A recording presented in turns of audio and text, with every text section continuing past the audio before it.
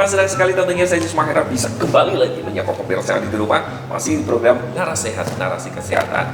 Episode kali ini sangat penting pemirsa kalau kita berbicara tentang banyaknya orang yang melahirkan kayaknya di Indonesia, terlebih khusus di Kota Pekalongan, dari tahun ke tahun semakin banyak gitu ya. Nah, kali ini kita akan memberikan sedikit gitu kan ya, sharing is caring tentang pentingnya gizi terhadap ibu yang menyusui. Oke, kalau seperti biasa kita akan bertanya-tanya sama masyarakat Kota Pekalongan yang ada di sekitar kita. Nah, di samping masih sekarang sudah ada nih pemirsa mahasiswa KKN PPL di Kota Pekalongan ataupun lagi magang di Batik TV. Kita kenalan dulu. Halo, dengan siapa nih? Halo, saya Lian Eliza dari UMY.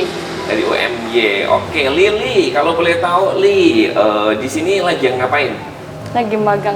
Lagi magang berapa lama? 1 bulan. 1 bulan ya. Jadi buat pemirsa yang ada di rumah, kalau mamanya putra-putrinya mau magang, silahkan bisa datang ke sini. Kemudian sebanyak-banyaknya 250 anak. Enggak dong. Sesak nanti Batik TV ya. Oke, kita kembali ke tema pemirsa seperti tadi yang sempat Aziz spill gitu kan ya, bahwa pentingnya gizi untuk ibu menyusui. Liana sudah menyusui? Belum. Menyusu? Dulu ya. Mantuk kayak orang ketakutan. Jangan takut dong, relax dong. Relax, kan biasa jadi talent kan? Talentnya libat terus ya. Oke, Liana belum pernah menyusui karena ini masih mahasiswa, tapi next ya nanti bakal menyusui untuk putra-putrinya. Li, kalau menurut kamu pribadi ini ya, zat gizi yang paling penting diperhatikan untuk ibu yang menyusui itu apa saja sih? Zat gizi yang diperlukan untuk ibu menyusui itu diantaranya seperti energi sama protein. Energi, protein itu penting ya. Terus kalau uang penting nggak, Li? Itu lebih penting banget sih, Mas. Karena untuk mendapatkan energi dan juga protein itu dari uang pemirsa gitu ya. Kemudian ada lagi nih pertanyaan yang menurut Liana sendiri, pola makan yang baik gitu ya, biar tentunya ibu menyusui itu ibaratnya gizinya, proteinnya itu seimbang, itu harus mengkonsumsi apa sih gitu? Pola makan yang seimbang bagi ibu menyusui itu lebih baik mengkonsumsi nasi, protein hewani, protein nabati, sayur, buah, dan air mineral. Pemirsa pintar, pemirsa anak didiknya siapa dulu? Batik TV interaksi program karena ngepek. Tapi nggak apa-apa ya. Tapi Liana penasaran nggak sih penjelasan dari ahlinya secara detail gitu kan ya? Sebenarnya pentingnya gizi untuk ibu yang sedang menyusui. Penasaran kan? Oke, kalau penasaran kita lihat ke kamera sana bareng-bareng. Nanti kita bilang check it out. Oke, 3, 2, 1. Check it out.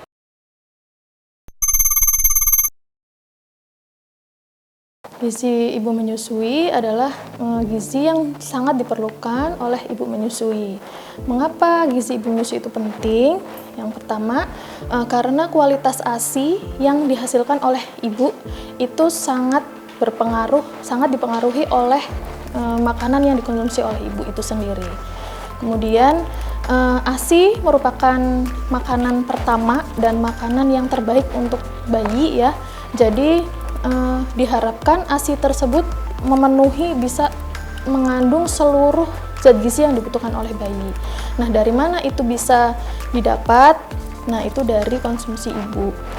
Kemudian ASI berfungsi untuk membantu pertumbuhan dan perkembangan bayi, terutama bagian otak ya, karena itu masih dalam masa yang sangat cepat perkembangannya.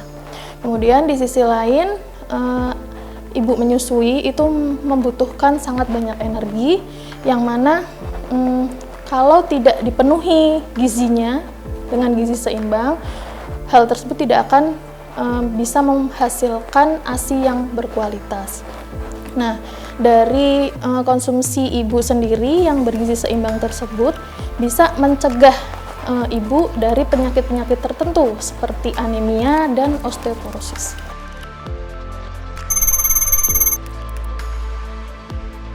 Zat gizi yang diperlukan oleh ibu menyusui sangat banyak sekali ya, hanya ada beberapa yang paling utama gitu.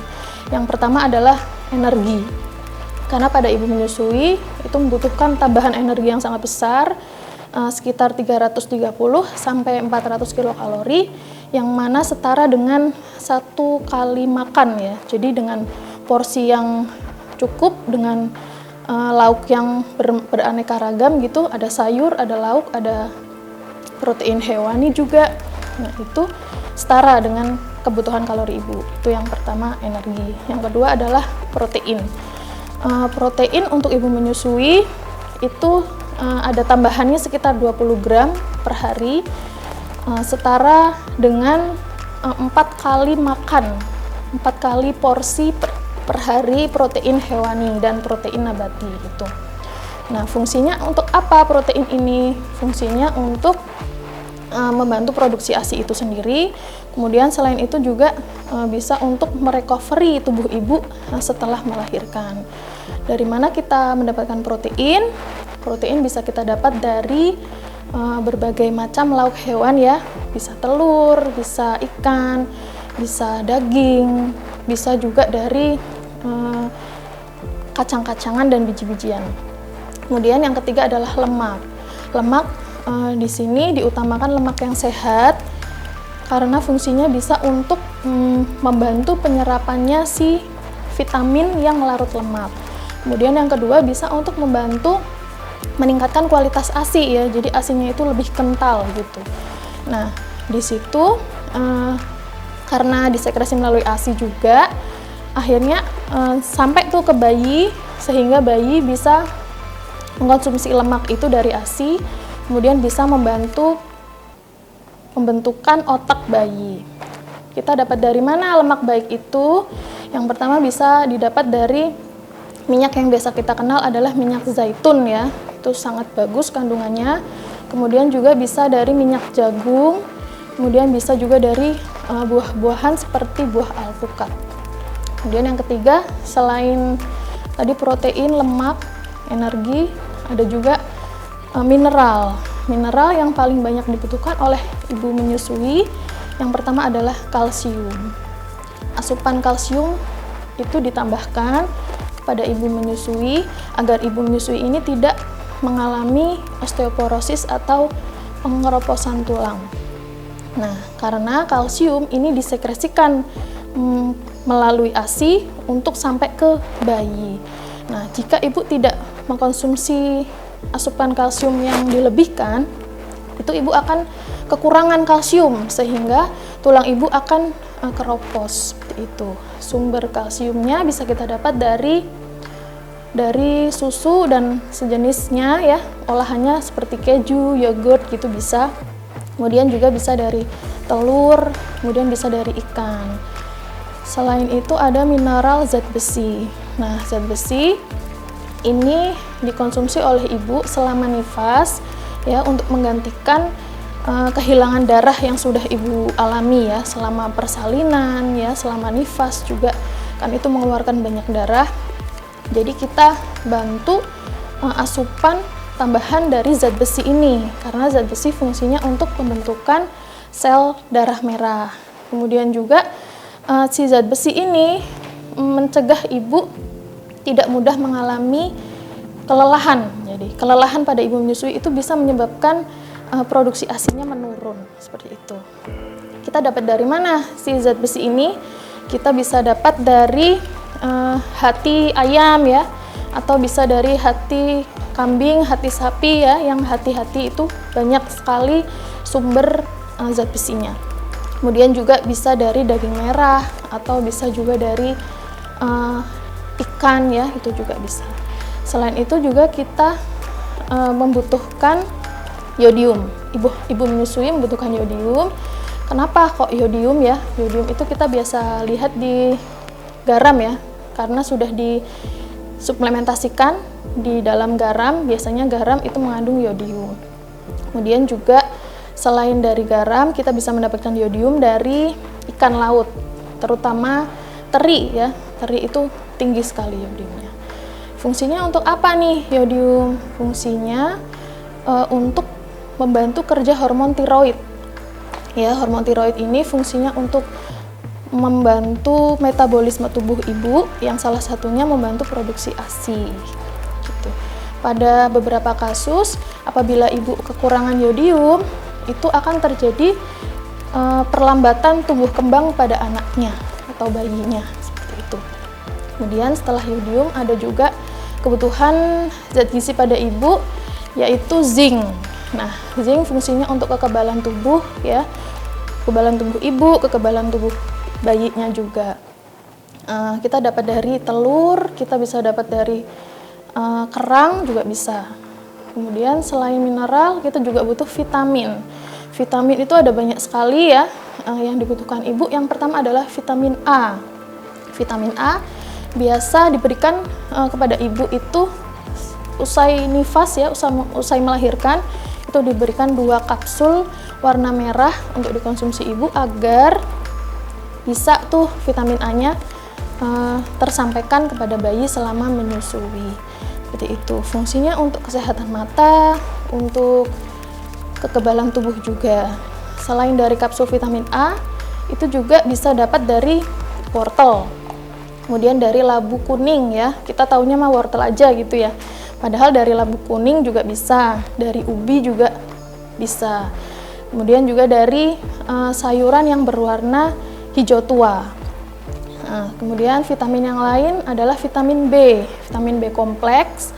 B kompleks kenapa kok kompleks? Karena isinya banyak ya. Ada vitamin B1, B2, B3, B5, B7, B9, B12 ya, banyak sekali. Nah, itu fungsinya untuk pembentukan sel darah merah yang pertama. Kemudian selain itu juga bisa untuk kesehatan sendi dan saraf untuk bayi dan ibunya juga. Kita bisa dapat dari kacang-kacangan, bisa kita dapat dari biji-bijian ya, bisa juga kita dapat dari telur. Selain vitamin B, kita lanjut ke vitamin C ya, ABC nih ya. ABC yang vitamin C itu fungsinya selain untuk kekebalan tubuh ya, kita tahu. Selain itu juga vitamin C ini bisa membantu penyerapannya si zat besi. Jadi kalau ibu mengkonsumsi zat besi, kemudian konsumsi vitamin C, nah itu akan diserap lebih banyak gitu ya. Jadi lebih mudah diserap oleh tubuh. Nah, vitamin C ini bisa kita dapat dari buah-buahan yang berwarna orange ya, berwarna merah, berwarna kuning juga bisa. Selain itu yang terakhir vitamin ada vitamin D. Vitamin D fungsinya untuk membantu penyerapan kalsium. Ya, tadi kan butuh sekali ya kalsium ya ibu menyusui itu. Nah, kita bisa dapat dari mana vitamin D? Bisa kita dapat dari, yang paling banyak kita dapat adalah dari sinar matahari. Jadi ibu menyusui dianjurkan untuk sering berjemur ya, biar penyerapan kalsiumnya itu lebih maksimal. Terus juga selain dari sinar matahari, kita juga bisa dapatkan vitamin D dari telur, dari daging juga bisa. Seperti itu. Yang terakhir dan yang sering terlupakan adalah cairan atau air. Jadi ibu menyusui ini kan memproduksi ASI ya. Nah, ASI itu bahannya itu adalah air atau cairan. Jika ibu tidak menambahkan cairan, ASI ibu itu jadi tidak banyak gitu, tidak bisa menghasilkan ASI dengan maksimal. Nah, ASI di sini air di sini perlu ditambahkan sebanyak 800 ml per hari ya, sekitar tambahannya itu 4 gelas per hari. Jadi yang tadinya kita secara normal tidak melahirkan, tidak menyusui itu butuhnya 8 gelas. Karena kita menyusui jadi bisa ditambah 4 jadi 12. Seperti itu.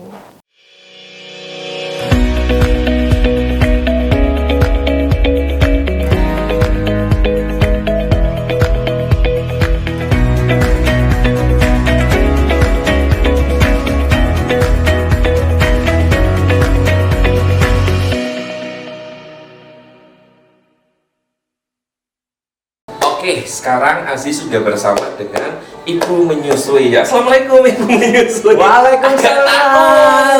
Ya, ibunya bentukannya seperti ini. Laki banget ya. Oke, ini Pak Awan ya, salah satu karyawan di Batik TV pemirsa. Karena kita lama udah nggak syuting di dalam sini nih, gini pengen menyapa gitu ya. Pak Awan kabarnya gimana, sehat? Sehat. Sehat ya, alhamdulillah ya. Kalau mamanya jam-jam kayak gini, jam-jam rawan ngantuk ya. Jelas. Nah, daripada ngantuk kita tanya-tanya pemirsa. Pak Awan, kalau mamanya Pak Awan kan ini menyusui anaknya ya. Istri saya. Oh, istrinya, iya. Istri, tapi istrinya pernah menyusui Pak Awan. Beda konteks ya. Oke, itu skip aja ya Pak Wan ya. Pak Wan, tapi ini kan Pak Wan udah punya anak ya, jadi otomatis istrinya pernah menyusui gitu. Tapi menurut Pak Wan sendiri ini ya, ketika ada orang ibu yang sedang hamil tapi juga harus menyusui, itu menurut Pak Wan gimana? Kandungan gizi yang harus dipenuhi seorang ibu tersebut? Ya kalau seorang ibu lagi menyusui harus memenuhi vitaminnya, terus kan untuk bisa membuat bayi tersebut bisa tambah sehat. Gitu. Kandungan apa tuh, kehamilan ataupun kandungannya juga sehat. Terus tugas suaminya ngapain nih kalau ibunya sehat? Ya otomatis menyiapkan tambahan vitamin ibunya. Dia kerja gimana deh? Kerja keras. Salah satunya itu kan kerja keras. Salah duanya Itu menambah itu. Itunya apa ya bener. Tapi benar ya bisa di rumah ini. Jadi harus seorang ibu yang sedang hamil dan juga menyusui itu harus dipenuhi seluruh gizinya. Itu biasanya gizinya bisa 2 kali lipat gitu kan ya. Karena kenapa? Karena harus memenuhi bayi yang ada di kandungan ya, dan juga harus memenuhi bayi yang harus disusui gitu pemirsa. Kemudian Pak Wan, kalau kita berbicara tentang kadang kan seorang ibu yang sedang menyusui itu kadang sakit gitu ya. Pak Wan pernah nggak istrinya sedang menyusui waktu itu kemudian juga kondisinya sedang sakit gitu? Pernah lihat sih Mas. Nah menurut Pak Awan sendiri itu boleh nggak sih menyusui bayi ketika ibu sedang sakit gitu? Ya sebisa mungkin kalau bisa jangan ya. Jangan kan takutnya kan. Karena dimarahin dokter, kamu kok nggak boleh jangan itu? Enggak kan gini, kan saat ibu lagi sakit, takutnya kan yang bakteri yang ada di ibunya bisa nular ke anaknya gitu. Gitu loh. Tepuk tangan buat diri kita sendiri ya. Gitu Mas. Jadi gitu ya. Logis gitu ya Pak Wan ya. Jadi kalau bisa ya mungkin dipompa sebanyak mungkin gitu ya untuk persediaan gitu. Tapi Awan penasaran nggak sih penjelasan dari ahlinya, sebenarnya boleh nggak sih seorang ibu yang sedang sakit menyusui bayinya? Penasaran? Penasaran dong. Oke, kalau penasaran kita langsung aja lihat ke kamera situ, nanti kita bilang bersama-sama check it out. Oke, 3, 2, 1. Check it out. Porsi makan untuk ibu menyusui itu dengan penambahan 330 kalori sampai 400 kilokalori ya. Yang pertama terdiri dari nasi atau sumber karbohidrat, kemudian terdiri dari selain nasi ada protein hewani, ada protein nabati, ada sayur, dan ada buah. Jadi dalam satu hari, satu kali makan ibu harus memenuhi berbagai jenis makanan tersebut. Kalau nasi atau sumber makanan pokok ya, kita bisa penuhi sebanyak 6 porsi per hari, atau satu porsinya setara dengan nasi sebanyak 3/4 gelas per porsi itu. Kemudian kalau roti itu bisa kita penuhi satu porsinya setara dengan 3 potong roti tawar ya. Atau kalau nggak pengen nasi, nggak pengen roti, kita bisa ubah juga jadi kentang. Nah, kentang itu bisa 2 kentang ukuran sedang, itu satu porsi ya. Kemudian protein hewani untuk sehari dianjurkan 4 porsi per hari. Nah, 4 porsi ini, satu porsinya setara dengan kalau telur itu 1 butir ya, kalau ayam atau daging itu sekitar 50 sampai 75 gram atau 1 potong sedang. Kemudian ada protein nabati. Protein nabati sehari 4 porsi ya, per porsinya itu sekitar kalau tempe sekitar 50 gram atau 2 potong ukuran sedang. Kalau tahu berarti 4 potong ukuran sedang, atau bisa juga dari kacang-kacangan ya, atau kacang kedelai, kacang tanah ya, itu sekitar 1 genggam atau 50 gram. Kemudian selain protein juga ada sayur ya, sayur sehari 4 porsi, per porsinya kurang lebih 100 gram atau 1 centong ya, jadi sayurnya aja tanpa kuah. Jadi kalau misalkan ibu menyusui ini mengkonsumsinya sop sayur gitu, nah 1 centongnya itu bukan dengan air tapi hanya sayurnya saja, seperti itu. Kemudian yang terakhir ada buah. buah ini sehari 4 porsi juga. Satu porsinya setara dengan 1 buah pisang ya, atau bisa juga 1 potong pepaya ukuran sedang gitu, atau 1 buah jeruk boleh juga. Kemudian selain 5 itu, ibu hamil, ibu menyusui juga bisa mengkonsumsi air ya. Air di sini dianjurkan 12 gelas sampai 14 gelas per hari. Pengaturannya bagaimana? Kok banyak sekali gitu ya? Pengaturannya bisa aturan minumnya ya, setelah bangun tidur, kemudian sebelum sarapan, setelah sarapan, terus sebelum makan snack pagi, setelah makan snack pagi ya, terus lanjut ke sebelum makan siang, setelah makan siang, sebelum makan snack sore, setelah makan snack sore, kemudian sebelum makan malam, setelah makan malam, dan sebelum tidur. Nah, itu cocok itu 12. Kalau mau lebih, monggo bisa diatur waktunya sesuai dengan kemampuan ibu menyusui tersebut.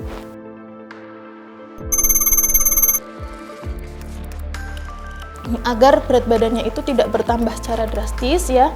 Jadi ibu menyusui dengan berat badan berlebih bisa mengurangi konsumsi makanan yang tidak terlalu penting, seperti konsumsi gula, makanan yang manis ya, minuman yang manis gitu.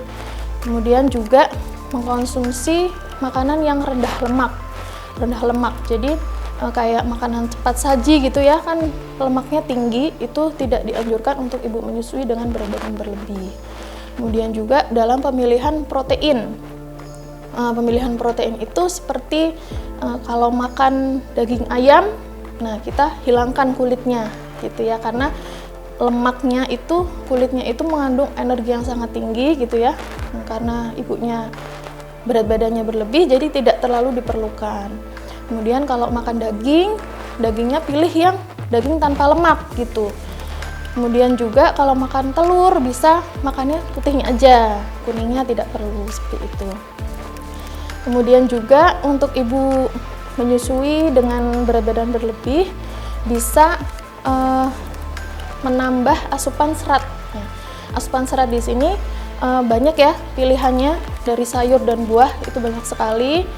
Terutama buah yang tinggi seratnya itu seperti pepaya, pisang, kemudian juga bisa dari apel, pir gitu, itu tinggi serat. Kemudian juga dari sayur yang tinggi serat biasanya itu daun singkong, daun melinjo ya, kangkung, itu juga bisa seperti itu.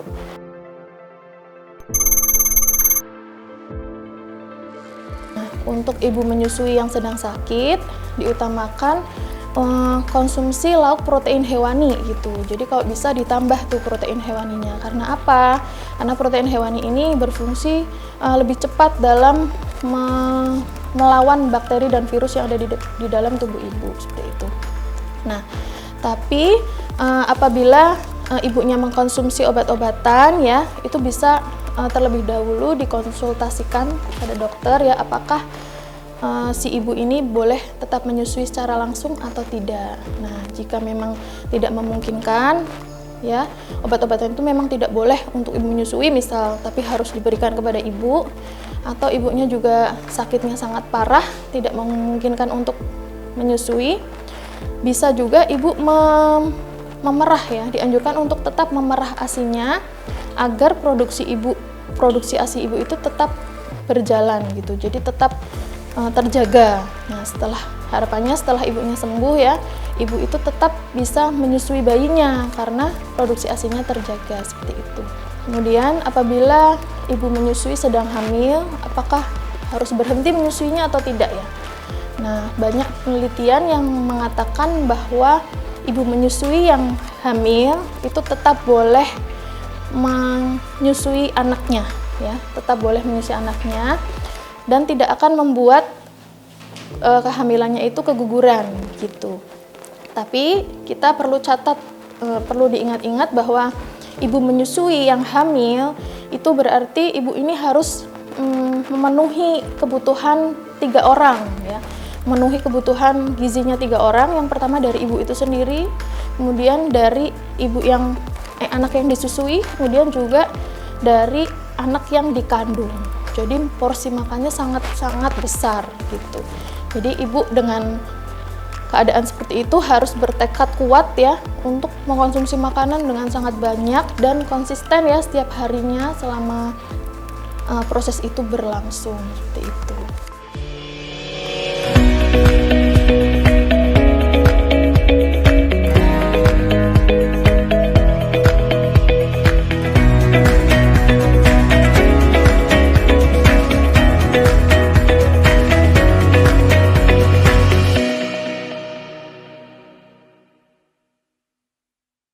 Oke, kembali lagi masih di program Narasehat Narasi Kesehatan. Pemirsa, kalau tadi kita sudah dijelaskan sedikit gitu kan ya tentang narasumber kita mengenai pentingnya gizi untuk ibu menyusui, jelas ya.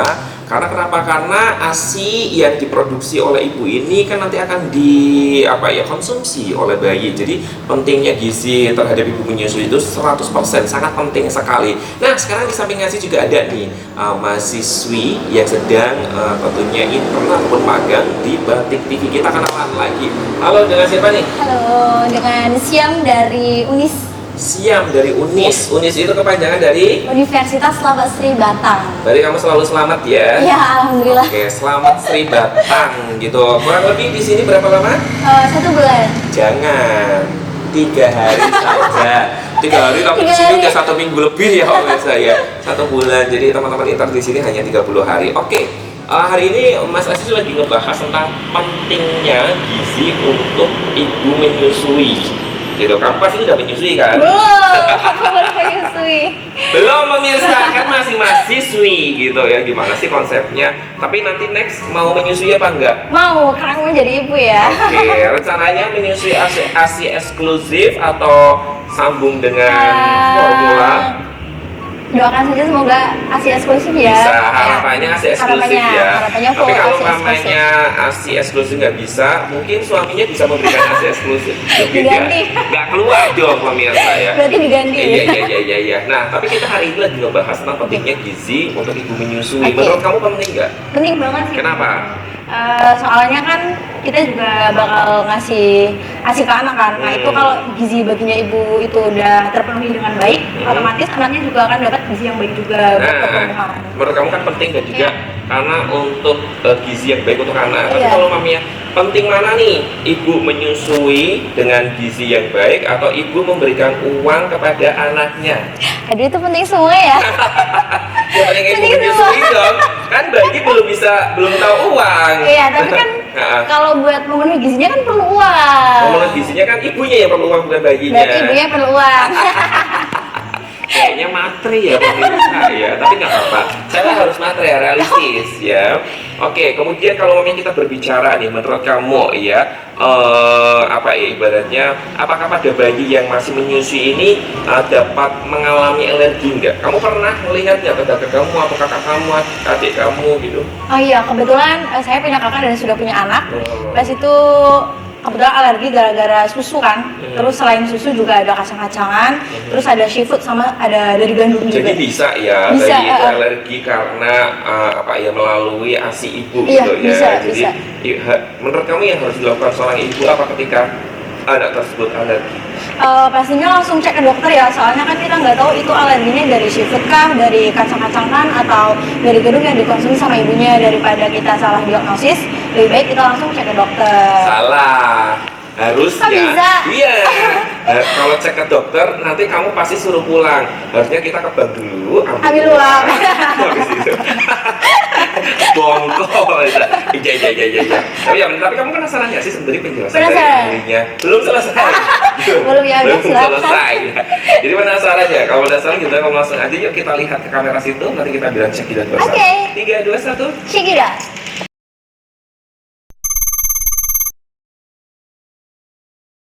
Kemungkinan bayi yang menyusu mengalami alergi itu ada ya, karena terdapat beberapa protein yang bisa terserap ke dalam ASI ya. Jadi ibu ini ada protein-protein yang terserap gitu, kemudian disusukan ke bayi. Nah, diserap oleh bayi yang mana pencernaan bayi itu masih sangat sensitif. Jadi beberapa makanan ini memang bisa menyebabkan bayi itu mengalami alergi. Nah, apa saja makanannya? Sebagai contoh ya, yang paling sering adalah telur. Nah, telur ini di dalam putih telur itu mengandung protein alergen yang bisa membuat si bayi ini mengalami alergi. Atau kemungkinan juga bisa ikan, ya, ikan, kemudian seafood, ya, kerang, udang. Kemudian juga ada bayi yang alergi terhadap kacang-kacangan seperti itu. Ada juga bayi yang mengalami alergi terhadap gandum. Gandum ya, biji gandum itu bisa juga terjadi. Atau bisa juga lebih parah lagi ya, ada yang mengkonsumsi obat. Jadi ibunya mengkonsumsi obat tanpa konsultasi dengan dokter, kemudian si bayi menjadi alergi. Itu bisa terjadi. Jadi kalau ibu menyusui dan ibu hamil ya, kalau mengkonsumsi obat harus dengan rekomendasi dokter atau tenaga medis yang lain, biar tidak berbahaya seperti itu. Kemudian yang perlu diingat, alergi ini harus didiagnosa oleh dokter. Ya, jadi ibu tidak boleh nih, oh anakku, aku habis makan ikan kok anakku jadi gatal-gatal gitu. Nah, itu tidak boleh mengambil kesimpulan bahwa ini anak alergi ikan gitu, tidak boleh. Jadi harus berkonsultasi dulu kepada dokter ya, kemudian dokter yang mendiagnosa bahwa anak ini alergi, seperti itu. Tidak boleh dari pihak ibu sendiri.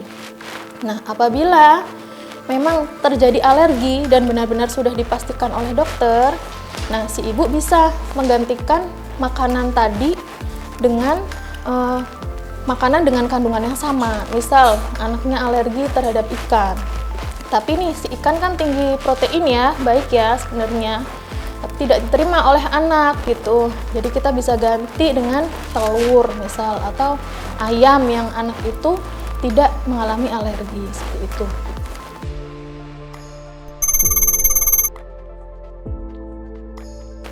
Pantangan makanan untuk ibu menyusui adalah makanan atau minuman yang mengandung kafein.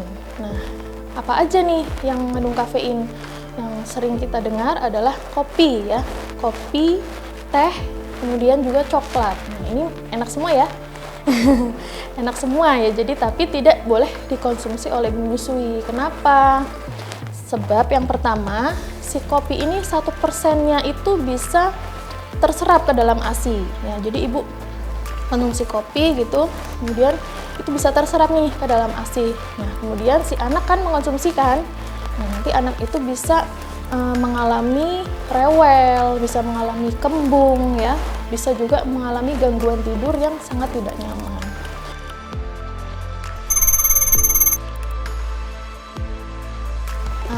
Pesan-pesan untuk ibu menyusui ya, yang pertama, makan makanan beraneka ragam karena itu sangat-sangat penting untuk menjaga kualitas ASI ya, menjaga produksi ASI juga. Kemudian yang kedua, ibu menyusui perlu mengkonsumsi vitamin A dari kapsul vitamin A ya setelah melahirkan 2 hari secara berturut-turut, seperti itu. Kemudian juga jangan lupa mengkonsumsi tablet tambah darah selama nifas untuk menggantikan darah yang sudah hilang dan menjaga kesehatan ibu menyusui. Terus juga ibu menyusui perlu mengutamakan kesehatan si ibu sendiri, kemudian kebersihan si ibu sendiri dan kebersihan makanan yang ibu konsumsi. Jadi lebih sering cuci tangan ya, kemudian jika sakit harus sering ke dokter ya, jangan main asal minum obat beli di warung gitu ya. Nah, itu karena sangat berbahaya.